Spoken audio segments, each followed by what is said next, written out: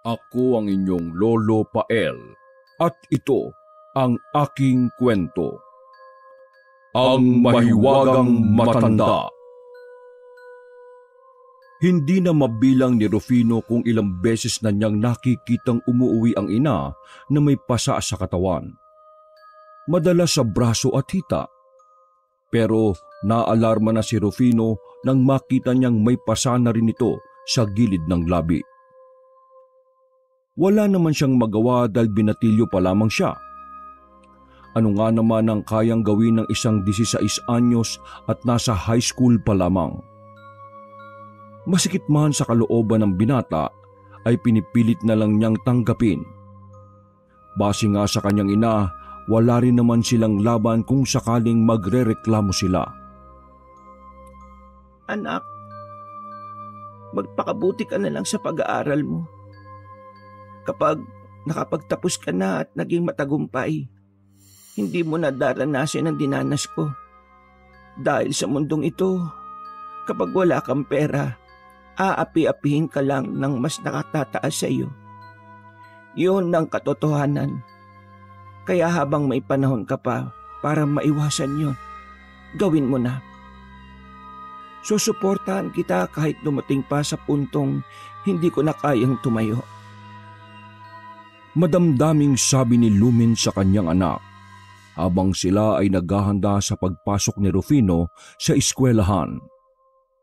Ma, pasensya ka na. Wala akong maitulong eh. Pero pangako ma, magtatapos ako ng pag-aaral at iaahon kita sa buhay na ito. Pangako yan, Mama. Nakangiting wika ni Rufino. Punong-puno ng pangarap ang kanyang mga mata. Bagay na ikinatutuwa ng ginang na si Lumen. Dalawa na lamang sila sa buhay mula nang mag-asawa ulit ng iba ang padre di pamilya.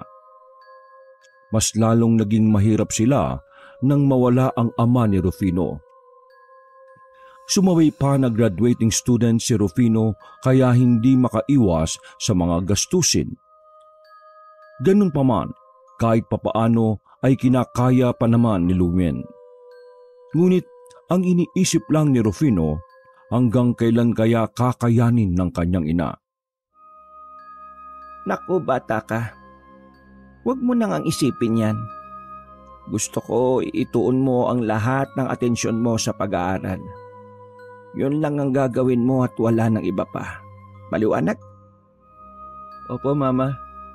Basta ma, ipangako mo sa akin na kapag dumating ang araw na matagumpay na ako, gusto ko kasama pa rin kita ha. Sabi ni Rufino.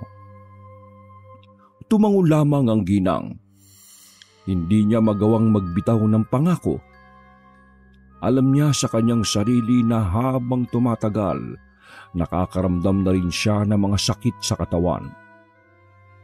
Hindi niya lamang pinapalata sa anak dahil ayaw niyang mag-alala ito. O sige na, magmadali ka na. Mahuli ka na sa klase mo. Tumayo agad si Rufino at kinuha ang kanyang mga gamit. Humalik pa siya sa kanyang ina bago tuluyang lumabas ng pinto. Gagalingan ko palagi ma. Sabi ni Rufino. Kumaway pa ang binata nang makasakay na siya sa tricycle. Bumuntong hininga na lamang ang binata.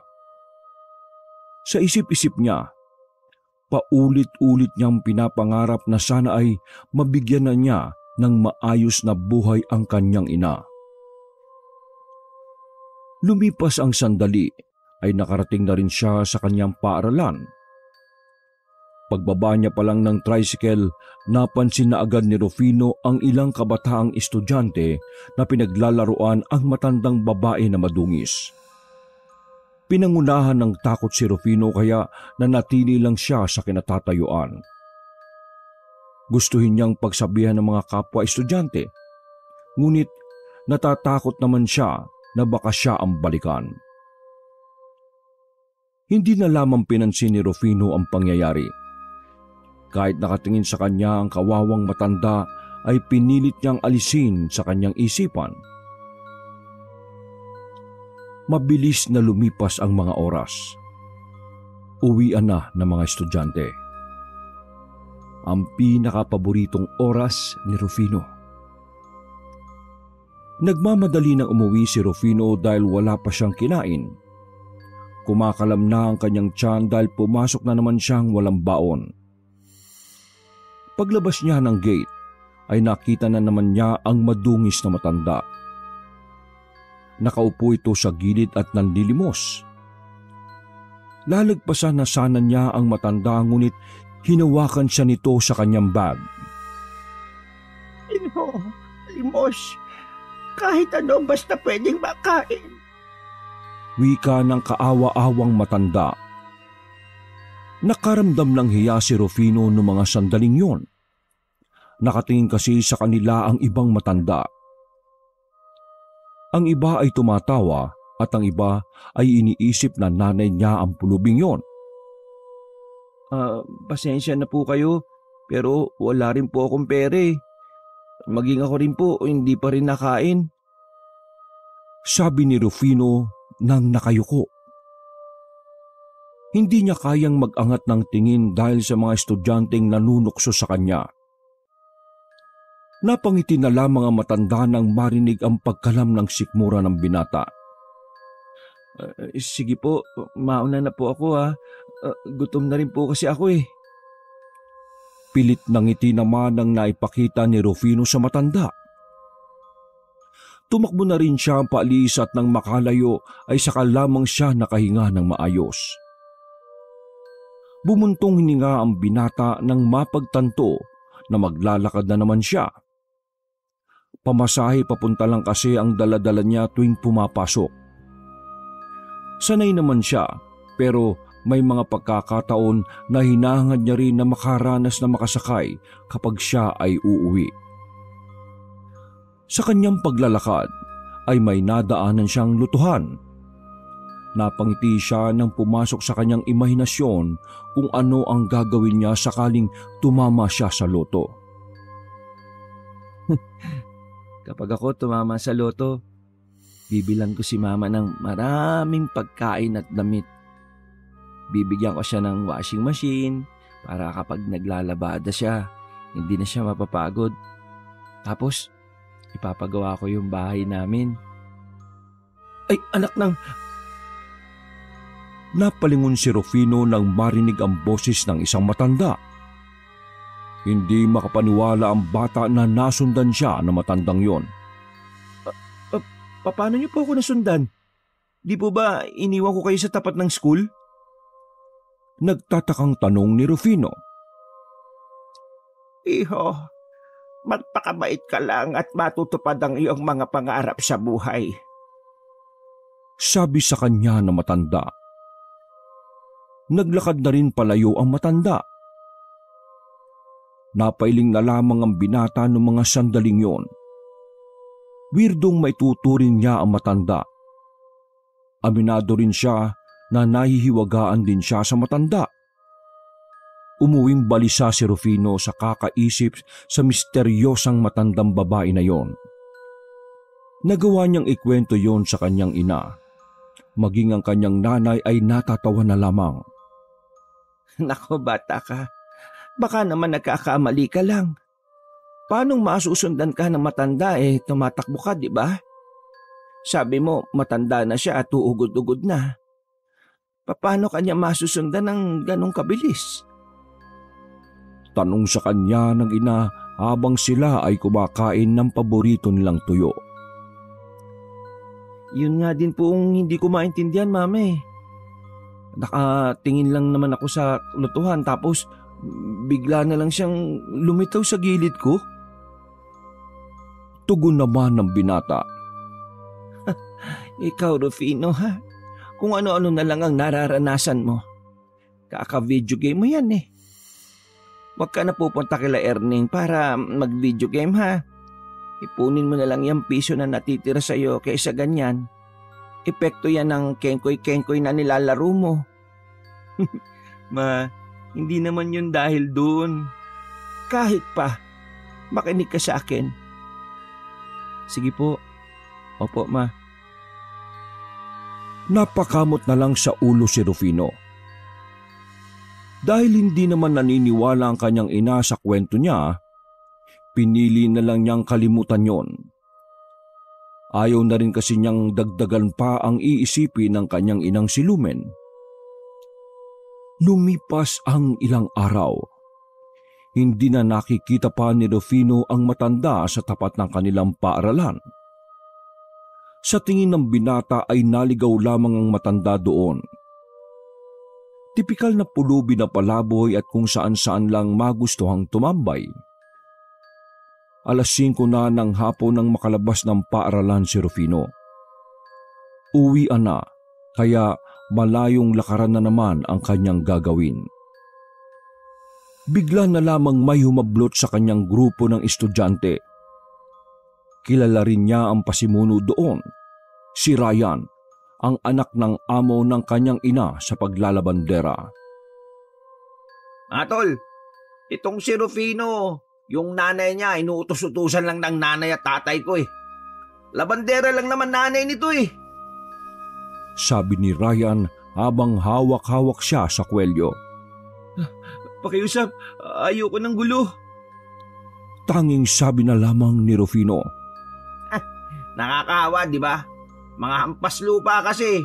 Palibasa, yung nanay nito, walang pinag-aralan. Walang tinapos. Kaya, ang trabaho lang, ayun, maglaba at maging parang aso na utos-utosan ng amo. Hoy, ikaw Rufino ha, kung ayaw mong mabasag yung pangit mong muka, layuan mo si Bella. Sa akin may gusto yun at hindi sa'yo. Hindi magkakaroon ng pagtingin yon sa hampas lupang katulad mo. Lumakas ang tawanan ng mga kasamahan ni Ryan. Halos manlit naman si Rufino sa sobra niyang hiya. Kung kakayanin niya nga lang na magtago sa ilalim ng lupa, ay ginawa na niya. Hindi ko naman gusto si Bella Pinahiram ko lang siya ng ballpen. Maniwala ka sa akin, walang namamagitan sa aming dalawa. Wala akong pakialam sa sasabihin mo. Ang akin lang, layuan mo si Bella. Tandaan mo sa tae dumadapo mga langaw, hindi sa bulaklak.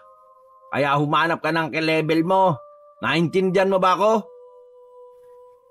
Dinikit ni Ryan ang binata sa pader. Walang nagawa si Rufino kundi ang tumango na lang.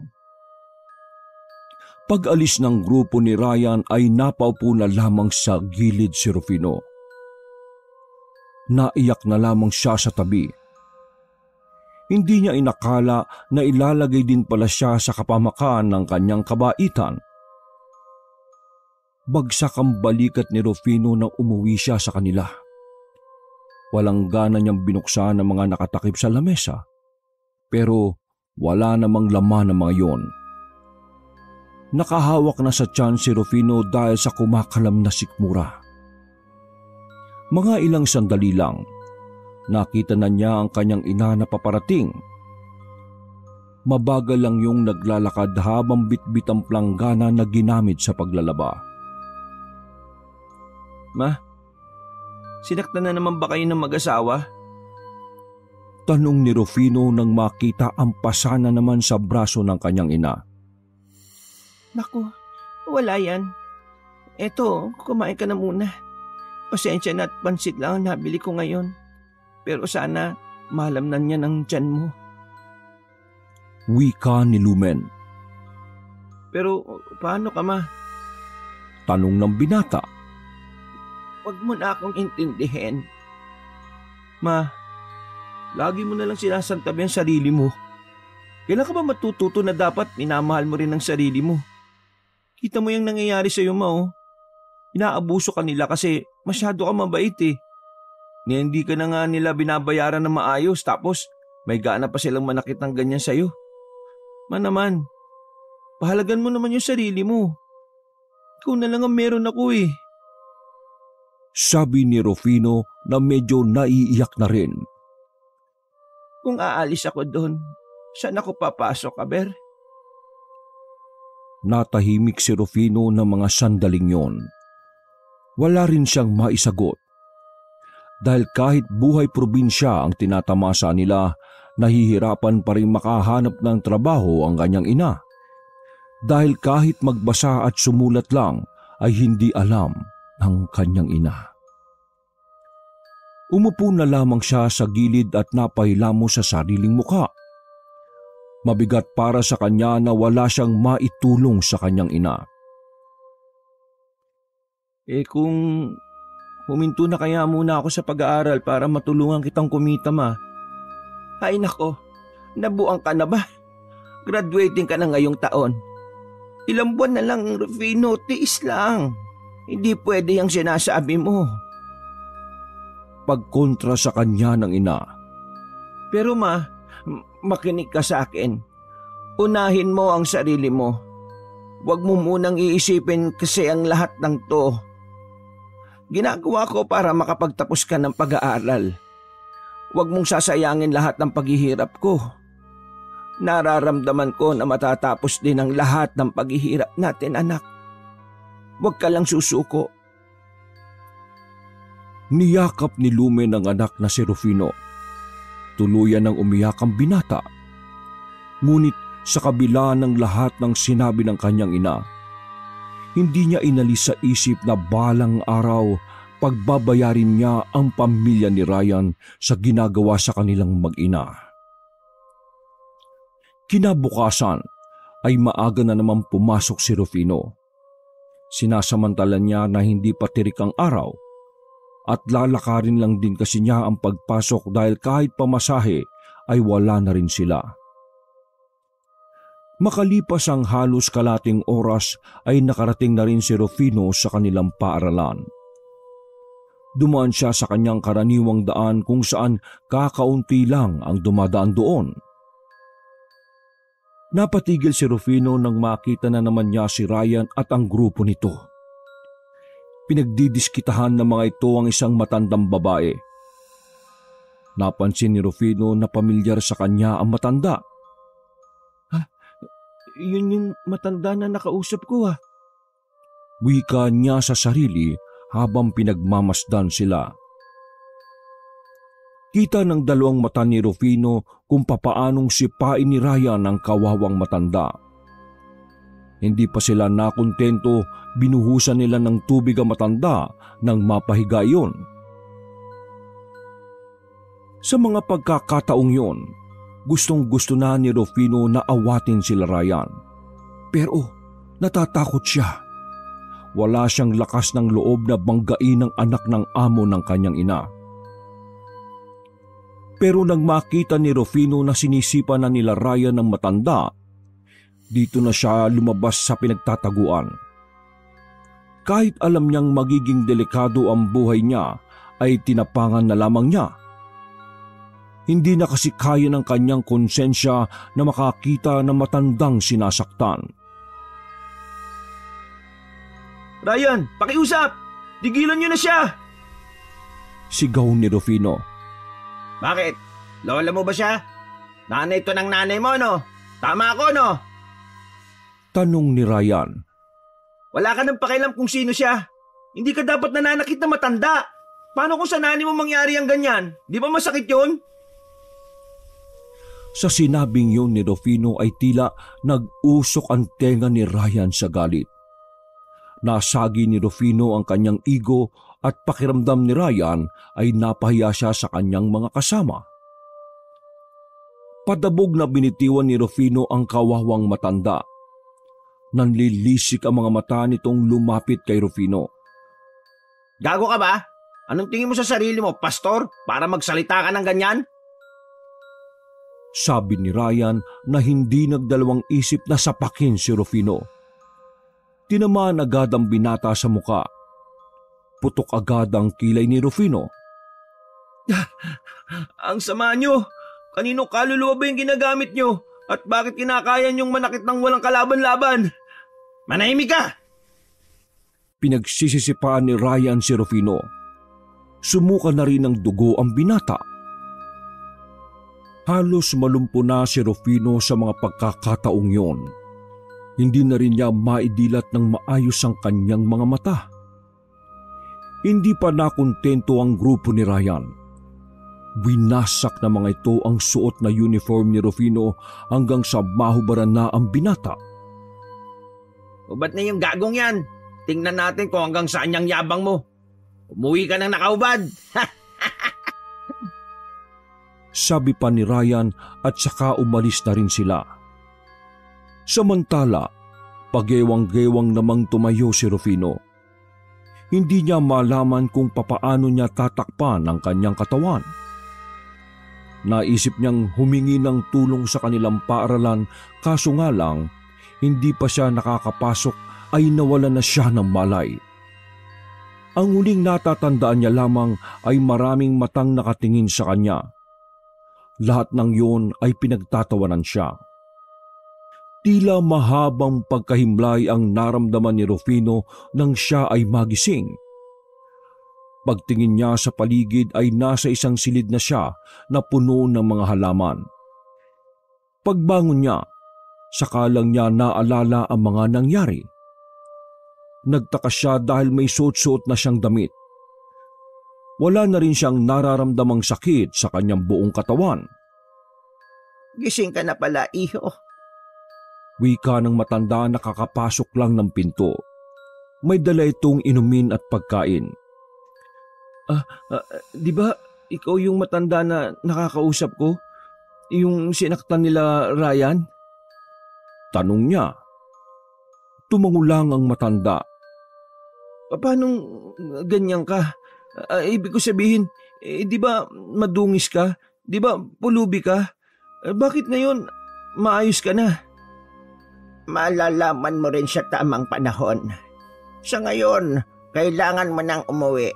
Hinahanap ka na ng iyong ina. Pero bago ka sana umuwi ng bahay, dumaan ka sa simbahan. Magpasalamat ka sa Panginoon at sabihin mo sa Kanya kung ano ang hiling mo. Tutulungan ka niyang matupad yon. Sabi ng matanda. Sa isip-isip ni Rufino, isang malaking kalokohan lang yon. Matagal na kasi siyang humihiling sa Diyos. Ngunit hanggang sa mga sandaling yon ay isang kahig, isang tuka pa rin sila. Hindi ko alam kung paano niyo ako nagamot pero maraming salamat po sa tulong niyo, Nay. Wika ng binata. Ako dapat ang magpasalamat sa iyo dahil napakabuti ng puso mo. Nakangiting sagot ng matanda. Lumabas na rin ng bahay si Rufino. Ngumiti na lang siya sa matanda. Naglakad siya palayo at sa kanyang paglingon, nagtayuan ng kanyang mga balahibo nang hindi na niya matanaw ang bahay na pinanggalingan niya. Ha? Weirdo. Nasaan na yun? Biglang nawala. Sambit na lamang niya sa kanyang sarili. Nagmamadali siyang naglakad pauwi. Nadaanan niya ang simbahan sa kanilang barangay. Bigla niyang naalala ang sinabi ng matanda. Bukas naman ang simbahan kaya pumasok siya doon. Kahit may pagdududa sa Diyos, ay sinubukan niya pa rin kausapin ang Panginoon. Lahat ng kanyang dinadala ay sinabi niya. Nagpasalamat din siya sa araw-araw na biyaya na kanilang natatanggap. Sa huli, sinabi niya ang kanyang hiling. Lord, sana umahon na kami sa kahirapan. Hirap na po kami. Pabulong niyang sabi habang nakapikit. Matapos dumalaw sa simbahan ay agad na ring umuwi si Rufino sa kanilang bahay. Kinabahan siya ng datnan na nakakalat ang planggana sa harapan ng kanilang bahay. Dali-dali siyang pumasok. Bumungad sa kanya ang ina na nakahiga sa gilid ng lamesa. Mama! Sigaw ni Rufino. Sobrang init ng katawan ng ginang nang hawakan niyo ni Rufino. Ma, nilalagnat ka! Natatarantang kinuha ni Rufino ang maligamgam na tubig mula sa butas nilang termos. Pinunasan niya ang ina ng basang bimpo gamit ang tubig na yon. Hinalungkat din niya ang garapon na pinaglalagyan nila ng tira-tira nilang gamot.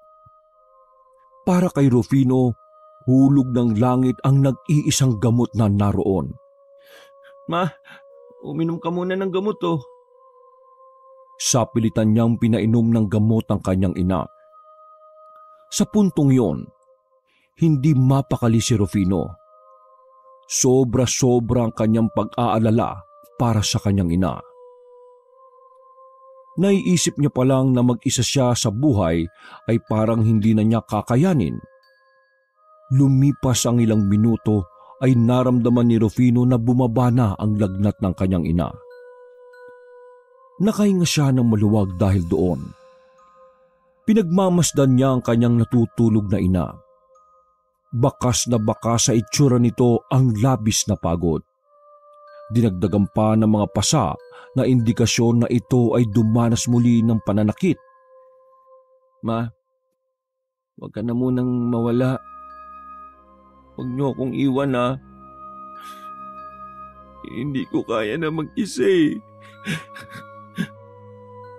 Sabi ni Rufino. Nang masiguro ni Rufino na nasa maayos ng kalagayan ng kanyang ina, nagpasya siyang lumabas ng bahay. Pupuntahan niya ang matalik na kaibigan, si Alan. Wala na kasi siyang ibang malalapitan. Sa lahat kasi ng inuutangan nilang mag-ina, si Alan na lang yata ang hindi marunong maningil. O pre, napadaan ka. Ngayon ka na lang napadpad dito ah. Abalang-abala na ba sa pag-aaral? Kung sa bagay, graduating ka na nga pala no? Wika ni Alan. Matagal na kasing huminto ang lalaki sa pag-aaral at mas pinili na lang na magtrabaho. Ano kasi pre, baka pwede akong makautang ulit. May sakit si mama eh. Wala pa kaming kain buong araw. Sabi ni Rufino na nakayuko pa ang ulo. Sus, walang problema yun no. Buti timing ka, kakasahod ko lang. Pero bago kita pautangin, okay lang ba na tulungan mo ako magbuhat ng tubig?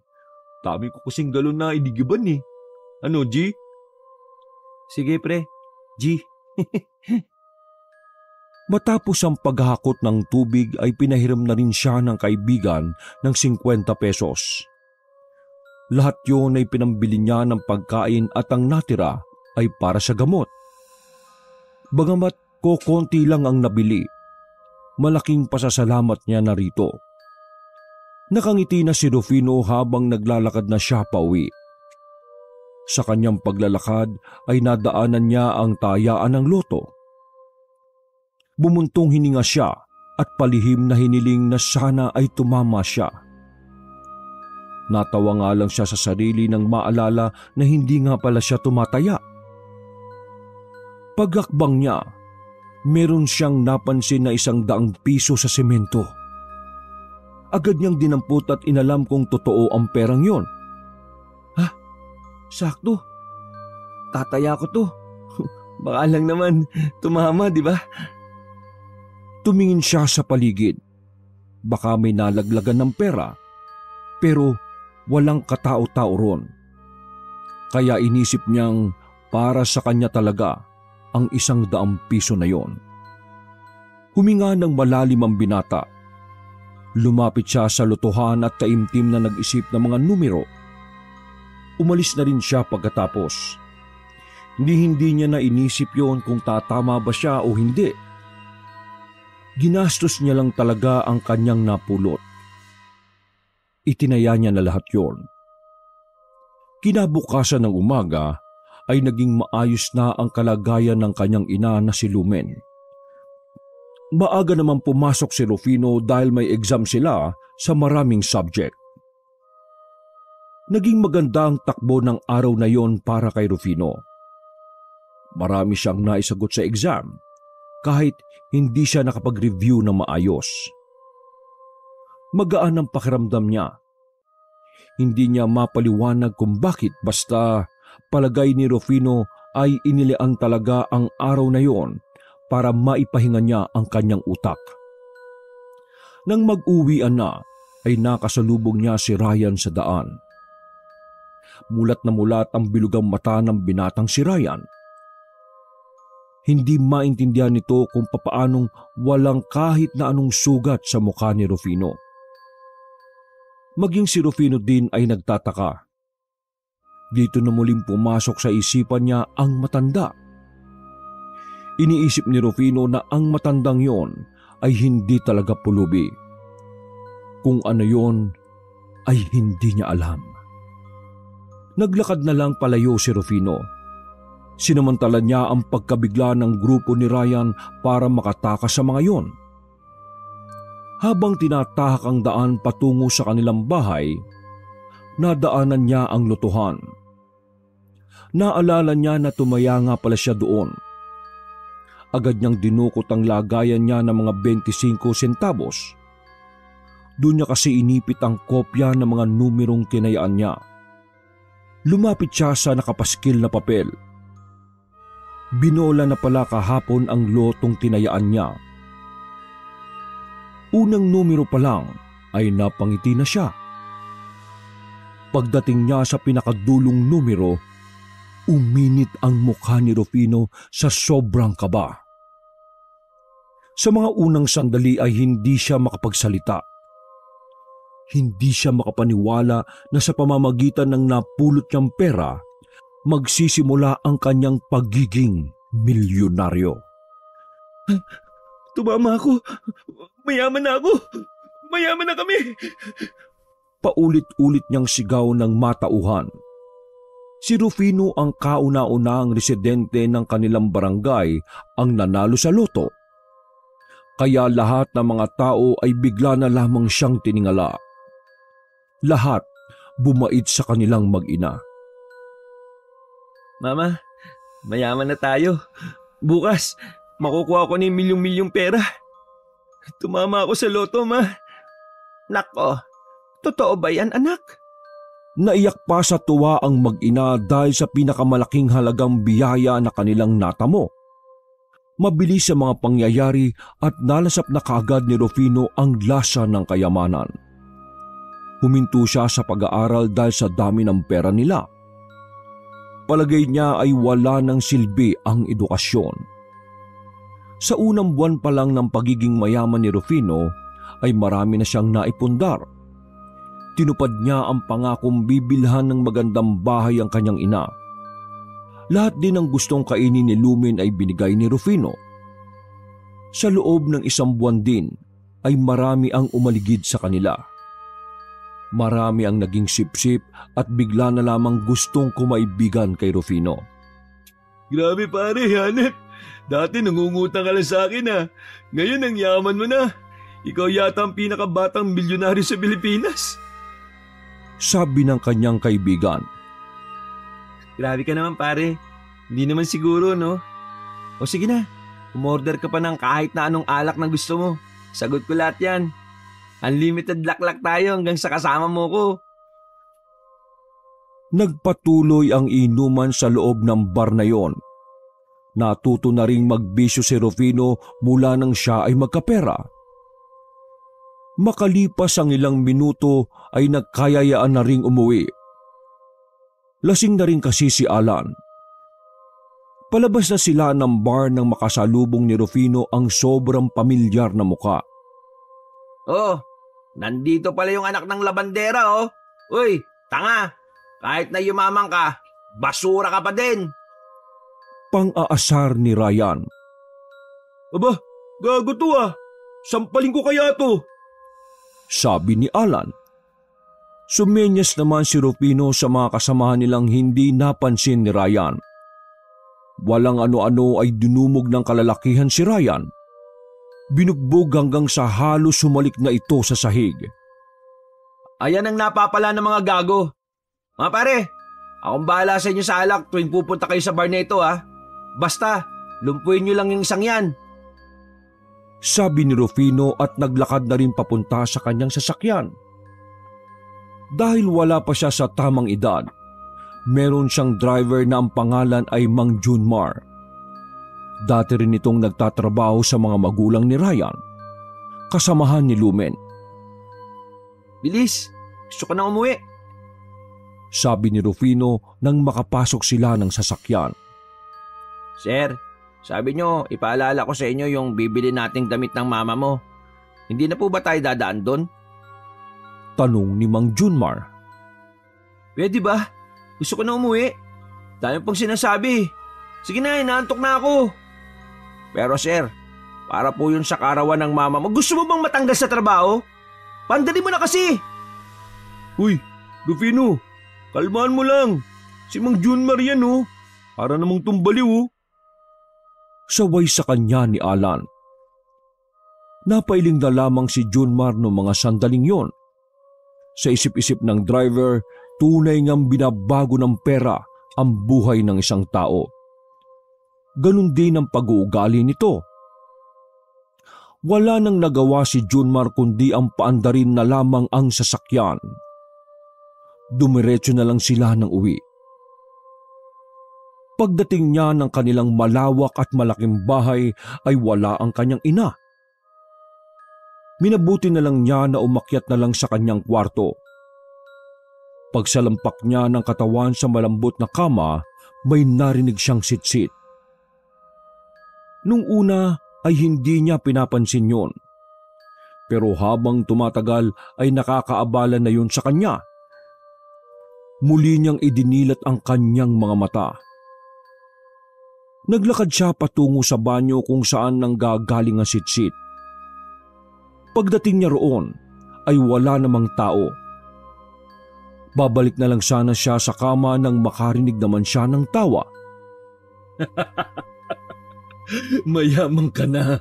Lahat ng tao may kasalanan sa'yo ay pwedeng-pwede mo nang gantihan. Huwag mo nang pag-isipan. Gumanti ka pa kay Ryan. Napatakip ng tenga si Rufino dahil sa naririnig niyang boses na hindi niya alam kung saan nagmumula. Ano ba naman to? Ano tong naririnig ko? Wisit naman oh. Padabog na kinuha ni Rufino ang kanyang mamahalin na headset at isinalpak sa tenga. Sa pagkakataong yon ay wala na ang misteryosong boses. Makalipas lang ang ilang minuto ay nakatulog na rin ang lalaki. Buong akala ni Rufino ay yun lamang ang pagkakataon na mangyayari yun sa kanya. Ngunit sa mga sumunod na buwan, napapadalas ang kakaibang karanasan ng binata tungkol sa isang boses na kanyang naririnig. Makalipas lang ng 3 buwan. Sigurado ko ba na makakatulong sa akin tong gagawin natin? Tanong ni Rufino kay Alan habang magkatabi sila sa backseat. Tahimik namang nagmamaneo si Mang Junmar sa harapan. Oo pare, palagi ko kasi may elementong lumapit sa iyo eh. Hindi naman nakapagtataka kasi nitong mga nakakarambuan kung saang lugar ka na nagpupunta. Sagot naman ni Alan. Naniniwala ka pala sa mga ganyan ha? Totoo mga elemento. At nilalapitan nila mga taong puno ng galit at puro negatibong nasa kalooban. Sumabat si Mang Junmar, bagay na ikinainis naman ni Rufino. Pwede ba pag hindi ka kinakausap huwag ka sumali? Tanging sabi na lamang ni Rufino. Siniko ni Alan si Rufino. Pre, sa totoo lang, palagay ko dapat ka nang magpatingin talaga sa kakilala ko. Abang tumatagal, nagbabago na ugali mo eh. Natameme na lamang si Rufino sa sinabing yun ni Alan. Tila ba nasampal siya ng katotohanan. Tinuon na lamang ni Rufino ang atensyon sa kanilang dinaraanan. Hindi nagtagal ay nakarating na rin sila sa isang barangay. Tinumbok nila ang parting dulo at huminto sila sa tapat ng isang bakuran. Nandito na tayo pre. Wika ni Alan. Pagbaba nila ay isang babae na hindi pa naman katandaan ang sumalubong sa kanila. Sa tansya ni Rufino, nasa edad 25 hanggang 27 pa lamang yon. Eto, albularyo? Tanong ni Rufino kay Alan. Oo, bakit?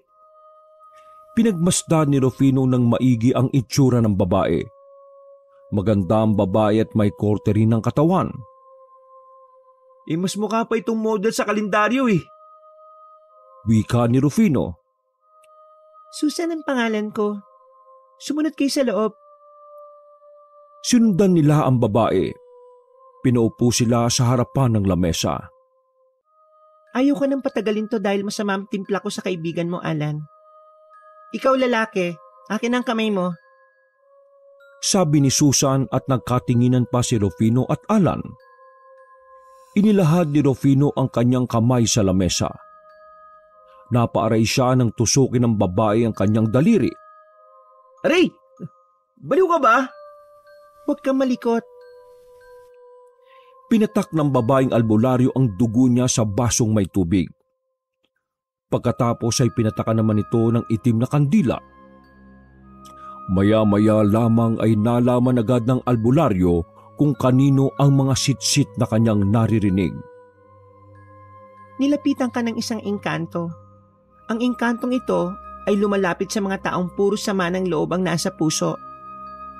Mas madali siyang makakalapit sa iyo dahil puro negatibo ang laman ng puso mo.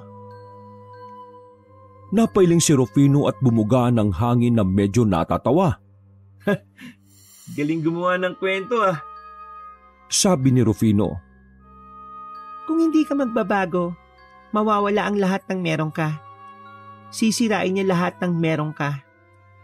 Lalasunin niya ang utak mo hanggang sa mamalayan mo na lang na isang araw, mag-isa ka na lang. Pero hindi pa huli ang lahat. Huwag mong hayaan na lamunin ka ng karangyaan. Ayaw ka na. Ginagago lang ako ng isang to eh. Ikaw naman Alan no. Sa susunod nga pipili ka ng kaibigan mo ha. Kung hindi weirdo eh parang baliw. Hindi na hinintay pa ni Rufino na makapagsalita ang babae. Mabilis itong tumayo at lumabas ng bahay na yon. Hinabol naman siya ni Alan dahil sa inis. Alam mo pre, ang laki talaga ng pinagbago mo. Hindi ka naman dating ganyan ah. Ang bastos mo ngayon. Napakagala mo dati sa lahat eh. Pero ngayon, habang tumatagal, nagiging basura na yung ugali mo. Ganyan ba talaga kapag yumayaman? Nagbabago pati ugali? Hindi nagustuhan ni Rufino ang kanyang narinig. Nag-init ang kanyang ulo sa pagiging madaldal ni Alan. Anong nagbago sa sinasabi mo ha? Ano bang gusto mo? Yung dati pa rin ako na binubuli lang? Hindi naman bagay sa yaman ko kung ganun pa rin ako tulad ng dati, di ba? Kung talagang kaibigan kita at nag-iisip ka, dapat alam mong kailangan ko rin baguhin yung sarili ko para hindi naman ako api-apihin. Palibhasa kasi kahit kailan hindi mo naranasang makahawak ng malaking pera eh. Paano? Construction worker ka lang. Pang-iinsulto ni Rufino. Hindi makapaniwala si Alan na makakatanggap siya ng ganong klase ng salita sa taong tinuturing na niyang kapatid. Grabe. Pati ako pre, minamalit mo na. Sige, bahala ka na sa buhay mo. Sana maging masaya ka kasi sobrang yaman mo ni. Sana makahanap ka rin ng kaibigan na kaya kang tingnan sa mabuting paraan kahit napakabasura na ng ugali mo. Alam mo, mas gusto ko pa yung dating Rufino eh. Yung sobrang humble. Ngayon kasi sobrang hambog mo ni. Pweh! Hindi na sumakay ng sasakyan si Alan. Naglakad yun palayo. Tara na! Wika ni Rufino kay Mang Junmar at sumakay na rin silang dalawa. Rufino, ano ba talaga nangyayari sa'yo? Nakakagulat yung pagbabago ng ugali mo eh. Baka mamaya dahil na yan sa naririnig mong boses. Mang Junmar, pwede ba? Ayoko muna ng kausap. Hindi na nagsalita pa ang driver. Nang makauwi sa kanilang bahay, nagtaka si Rufino dahil sa katahimikan na kanyang inabutan. Mula sa itaas ng hagdanan ay nakita niya roon ang kanyang ina. Nakaupo at parang lugmok. Ma, anong nangyari? Bakit wala na rito yung mga kasambahay? Tanong ni Rufino. Sabay-sabay silang umalis. Ang sabi nila sa akin nung una, bibili lang sila. Pero hindi na sila bumalik. Ang sabi sa akin sa text, resign na raw sila. Paliwanag ng ginang na si Lumen. Eh di hayaan natin sila. Dali-dali lang makahanap ng bago eh. Anak, ano bang nangyayari sa iyo? Lahat sila ikaw ang pinoproblema. Ayaw nila sa iyo dahil nagbago ka na. Dahil ba mayaman na tayo? Ma, pagod ako. Pwede ba? Saan ka napagod? Sa kakasugal? Sa babae? Sa pag-iinom? Habang ako ito, inaasikaso ang negosyo na naisip ko. Ikaw naman tinatapon mo lang ang pera. Tapos ano bang pakialam mo, ma? Pera ko to. Aba, pati ako gaganyanin mo. Paano mo nagagawa sa nanay mo ito? Tumayo ang ginang para sana bumaba ng hagdan. Pero sa hindi inaasahang pagkakataon, bigla na lamang nagkulap si Lumen. Bumagsak ito at gumulong pababa ng hagdanan. Mama! Sigaw ni Rufino at nagmamadaling tumakbo palapit sa kanyang nanay. May dugo na yun sa ulo nang ilagay niya ito sa kanyang bisig. Mang Junmar! Tulungan niyo ako! Si Mama! Nagmamadaling makapasok si Junmar. Mabilis nilang isinakay sa sasakyan ng ginang para itakbo sa pinakamalapit na ospital. Naiwan silang dalawa ni Junmar sa labas nang ipasok na sa ER ang kanyang ina.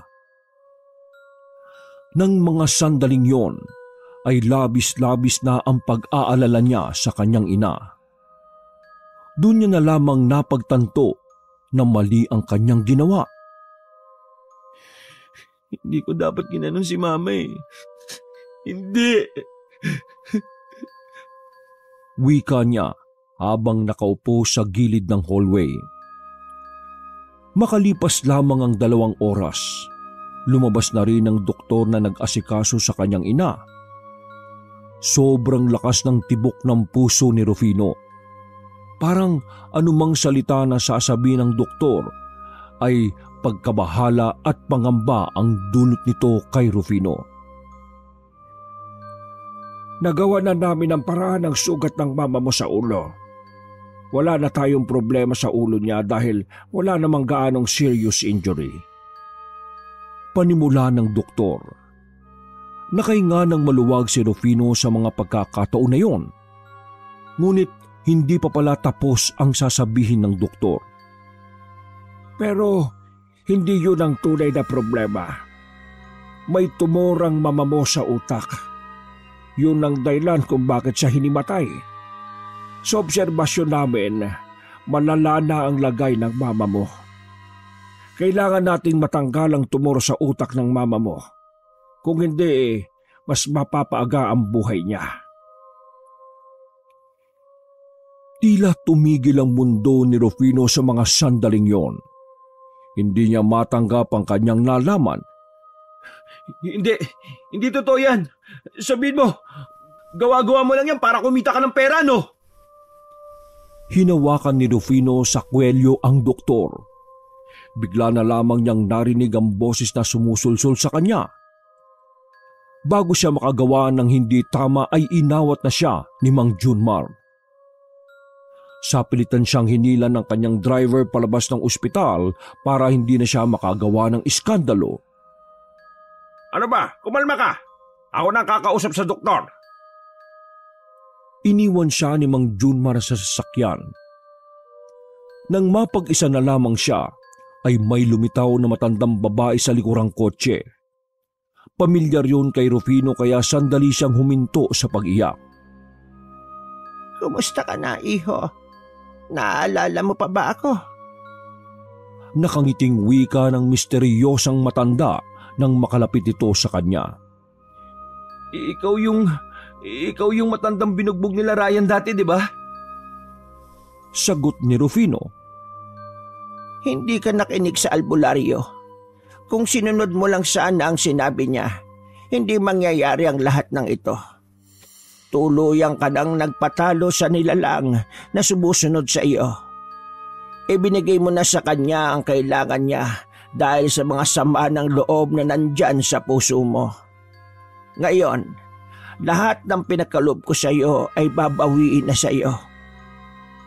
Sabi ng matanda at kinainis naman yun ni Rufino. Sino ka ba? Anong pinagsasabi mo? Ako ang naging dahilan kung bakit mo tinamasa ang kaginhawaan ng buhay. Ako rin ang magbabalik sa iyo sa dati mong buhay. Sa lahat ng kasamaan na ipinakita mo, ay hahayaan na kitang ariin ng elementong engkanto. Hanggang sa muli, Rufino. Naglakad na palayo ang matanda. Pumasok ang matanda sa isang liwanag na kalaunan lang ay bigla na ring naglaho. Nagtayuan ng mga balahibo ni Rufino nang mapagtanto na hindi talaga pangkaraniwang nilalang ang matanda. Sa loob ng isang linggong nakalipas, ang pagkaratay ni Lumin sa ospital ay naging mitya ng buhay ni Rufino. Sa laki ng gastusin sa ospital ay unti-unti nang nalagas ang pera niya. Nasimot na rin ang pera niya sa bangko. Maging ang iba nilang gamit sa bahay ay naibenta na rin kasama ang sasakyan. Pero wala nang pakialam si Rufino sa lahat ng mawawala sa kanyang yaman. Ang mahalaga na lang sa kanya ay makasalba ang kanyang ina. 2 araw bago ang itinakdang operasyon ng kanyang ina, tumawag si Mang Junmar kay Rufino. Nasa kasarapan siya ng pag-iinom mag-isa nang marinig ang masamang balita. Rufino, ang mama mo. Napatayo si Rufino sa kanyang inuupuan. Nabitiwan ni Rufino ang iniinom niyang alak. Tuluyan ng gumuho ang kanyang mundo. Lahat ng alaala ng kanyang ina ay mabilis na umandar sa kanyang isipan. Namalaya na lang niya na tumutulo na ang kanyang luha. Habang nagluluksa siya, isang nilalang ang nakita niya sa sulok ng kanilang bahay. Nakaupo yun at yakap-yakap ang tuhod. Maitim ang mukha at sobrang puti ng mga ngipin. Ayos lang yan. Pwede ka naman ulit yumaman eh. Tutulungan kita sa mas mabilis na paraan. Tigilan mo ako! Tantanan mo na ako! Hindi ka pa ba masaya? Wala na sa akin ang lahat. Pera, kaibigan. Ngayon, si Mama. Ano ba kailangan mo? Nanatili lang na nakatingin sa kanya ang nilalang. Nakangiti. Ang pagdurusa niya ay tila kaligayahan para sa nilalang na yon. Nilaklak ni Rufino ang lahat ng alak hanggang sa mawala na siya ng malay. Nagising na lang siya nang maramdaman na may maingay sa kanilang bahay. Umaga na pala. Nakita niya ang ilang kalalakihan na labas-pasok sa kanilang bahay at binibitbit ang natitira nilang gamit. Kinukuha nila ang lahat ng pwedeng pakinabangan para kahit papaano ay mabawasan ang utang mo. Dinig ni Rufino mula kay Mang Junmar na nasa gilid niya. Hindi siya nagsalita. Hinayaan na lang niya ang mga yon na ubusin ang kanilang gamit. Naglakad siya palabas ng bahay. Tulala at bagsak ang mga balikat. Hindi niya alam kung saan siya patungo. Gusto niya lang lumayo sa bahay nila kahit sa mga sandaling yun lang. Sa sobrang sakit na mga nangyayari, hindi niya magawang dalawin ang kanyang ina sa morgue. Ayaw niyang makita ang ina na wala ng buhay. Sa kanyang paglalakad ay nakarating siya sa tulay. Sa mga pagkakataon na yon, narinig na naman niya ang boses ng nilalang na engkanto. Mabuti pa tapusin mo na lang. Wala na rin namang silbi ang buhay mo eh. Sumang-ayon si Rufino sa kanyang narinig. Sumampa siya sa railings. Tiningnan niya ang ilog na sobrang itim dahil sa burak. Paalam. Pasensya na, Mama. Sabi ni Rufino, sabay tumalon na siya sa ilog. Buong akala ni Rufino ay mamamatay na siya sa kanyang ginawa. Pero mabuti na lang ay may nakakita sa kanya. Mabilis siyang iniahon. Tulong-tulong ang mga tao para isalba siya mula sa pagkalunod. Sa muling pagdilat ni Rufino ay nasilayan niya ang mukha ng kanyang matalik na kaibigan na si Alan. Umiiyak ang lalaking yun habang pilit siyang binobomba sa dibdib. Gago ka ba? Bakit mo gagawin yun? Nandito pa ako. Kami ni Mang Junmar. Hindi ka naman namin iiwan ah. Sabi ni Alan at sinampal siya ng malakas. Nang tuluyan siyang makabalik sa kanyang malay ay doon niya napagtanto na kahit papaano may halaga pa ang kanyang buhay. Napalingon si Rufino sa gilid. Nakita niya ang misteryosang matanda doon. Nakangiti ito sa kanya at tumango lamang. 2 linggo ang nakalipas. Ano pre? Handa ka na ba? Baka mahuli ka sa klase mo ha? Wika ni Alan kay Rufino na abala sa pag-aayos ng gagamitin sa pagpasok. Handa na ako. Maraming salamat sa tulong mo, pre, ha? Nakangiting tugon ni Rufino sabay tapik sa balikat ni Alan. Wala yun. Sabi ko naman sa iyo eh. Lahat pwede magsimula ulit. Kaya tutulungan ka namin. Basta, magtiwala ka lang na kaya mo ha. Nako! Tagal naman ang dramahan nyo. Tara na, Rufino. Nakahanda na yung tricycle ko sa labas. Wika naman ni Mang Junmar na bigla na lang lumitaw sa pintuan. O paano? Sinusundo na ako ng driver kong pogi. Una na ako ha. Lumabas na si Rufino sa bahay nila Alan. Napangiti na lamang siya.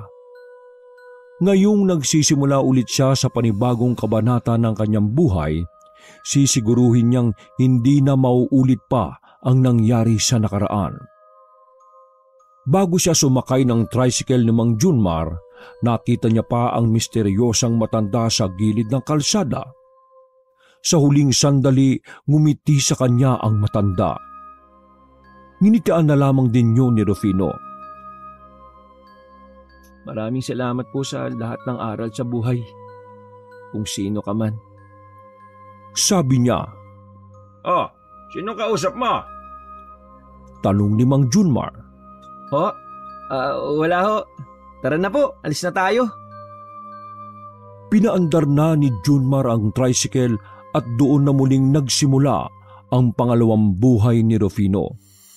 Baon-baon ang mga aral na mula sa kanyang mga pinagdaanan. Wakas!